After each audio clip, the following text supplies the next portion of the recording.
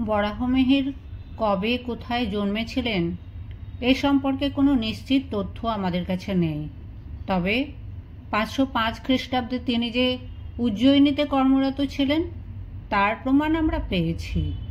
তিনি প্রাণীবিদ্যা থেকে শুরু করে ফলিত জ্যোতিষ অবধি প্রতিটি বিষয়ে পৃথক পৃথক গ্রন্থ রচনা করেন। প্রতিটি গ্রন্থের মানই যে সমপর্যায়ের এই কথা বললে অবশ্য সত্যের অপলাপ হবে। বিশেষত গণিত সম্পর্কে তাঁর রচনা মূলত অল্প জ্ঞান সমৃদ্ধ লোকেদের জন্য। বরাহমিহিরের শ্রেষ্ঠতম অবদান তাঁর জ্যোতির্বিদ্যার গ্রন্থ পঞ্চসিদ্ধান্তিকা। এই মহাগ্রন্থে তিনি প্রাচীন হিন্দুদের 5টি প্রধান সিদ্ধান্তের বিশ্লেষণ করেছেন। সেই 5টি সিদ্ধান্ত হল পৌলিশ, রোমক, বাশিষ্ঠ, সূর্য এবং পৈতামহ।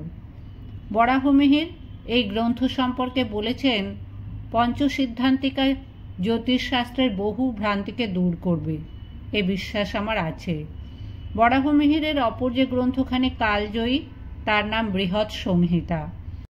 এখানে তাঁর আলোচনা ফলিত জ্যোতিষ নিয়ে।